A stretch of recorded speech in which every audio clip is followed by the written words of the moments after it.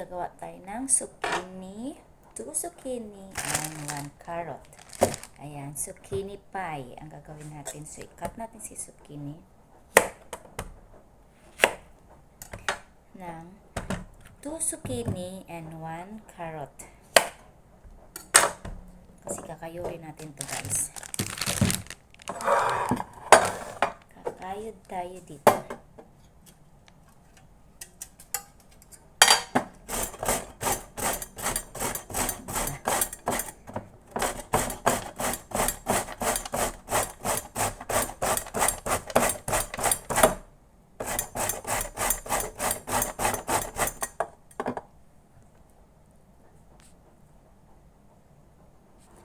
Ayan, natapos na natin si zucchini. Pag kudkod, ito na siya. Carrot naman.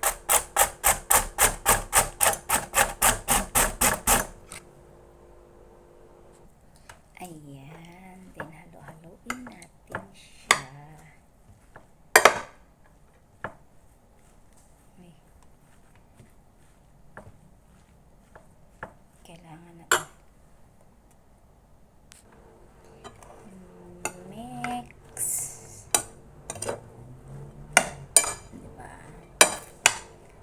halo ang kulay ng zucchini and carrot.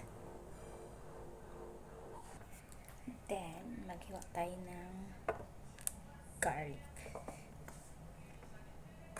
para sa ating chicken.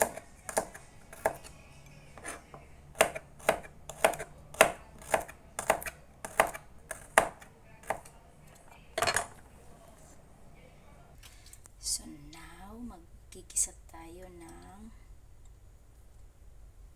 ating manok. Yung ating manok dyan, gigisahin natin.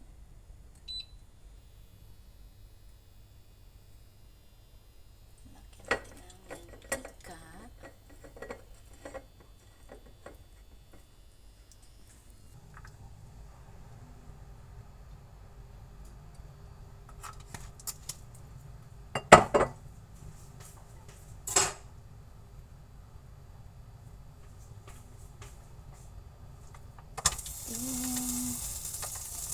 Garlic.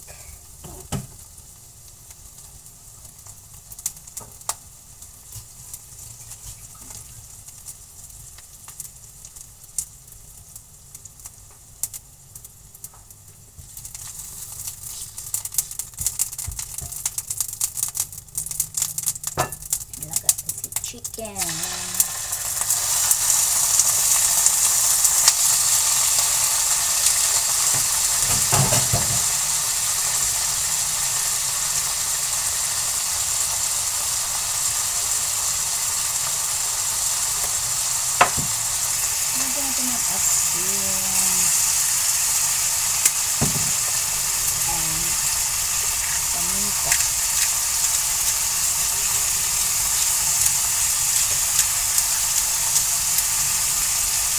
Ay! No, ma'am.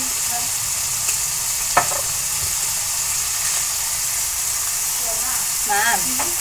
One here and go there. Cannot go. Yes, ma'am. Ayak mo ako.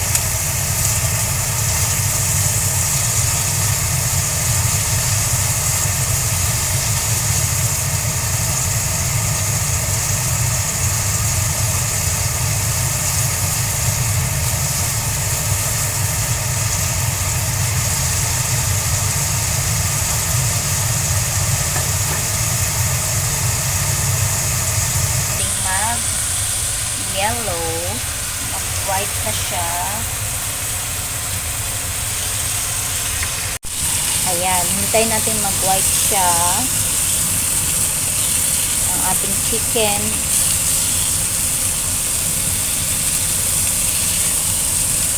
Tapos, i-blend natin yan siya ng hindi masyadong pino.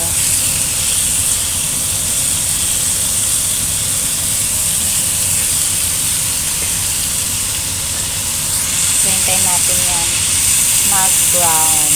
So, ayan na siya, guys. Nag-brown ng ating chicken. So, pwede na natin siyang haunin. Yan na. Paunin na natin siya, guys. Lagay natin, guys, isa-isa sa blend. Ayan. I-blend natin ng paunti-unti. Ayan. Hindi masyadong durog. I-blend natin siya na hindi masyadong durog. Ayan. So guys, pagkatapos natin i-blend ang ating chicken, ito na siya. Ilagay natin siya dito. Paghalo-haluin na natin siya dyan.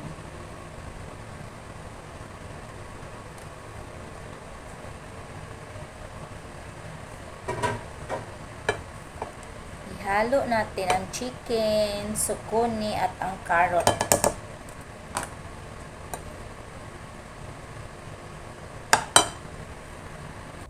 So, ayan guys, pagkatapos natin lagyan ng chicken, lagyan natin siya ng egg. 2 eggs.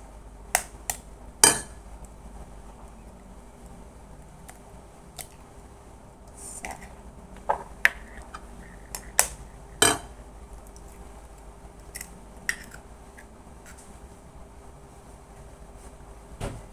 Tapos lagyan natin ng konting yes to grow up. 1/4 lang guys, dito ilagay natin. 1/4. Ganito lang siya karami. Para mag-grow lang siya. Tapos lagyan natin ng cheese. Para lalong sumarap.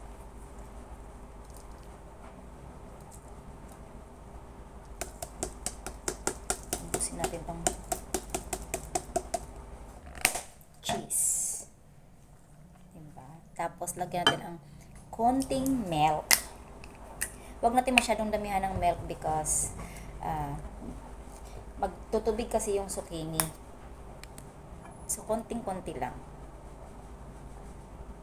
Takanin natin dito. Yan. Ganyan lang karami. Yung makita mong parang nagtubig lang yung loob, pwede na yan siya. Haluin natin, guys. Dagdagan natin ng milk.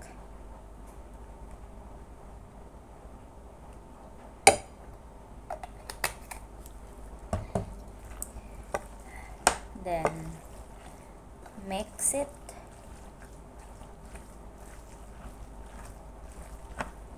Hanggang maghalo yung gatas, itlog sa ating zucchini pie. Ayan na siya. So, ready na siya sa ating pag-o-oven. Ang ating zucchini pie. So,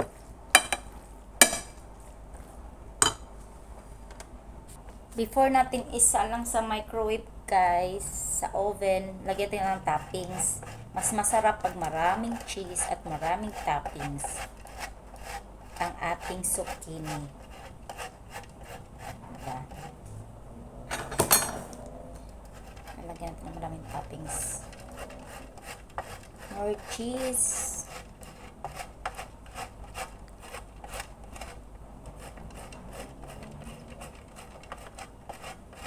Nagpapasarap kasi ang cheese sa ating zucchini.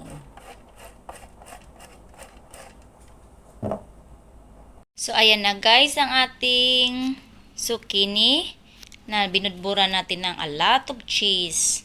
So, lalagay na natin sa oven yan. Prepare ang oven. Lagay na natin si ating zucchini.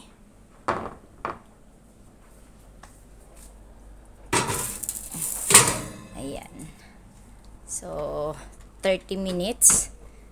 Mamaya maluluto na yan. So, see you guys. Abangan natin ang pagkaluto, guys. Na ang aking finishing ng aking zucchini, carrot, and chicken pie. Yan na, guys. Sarap-sarap na yan. Kasi sa Philippines kasi dito sa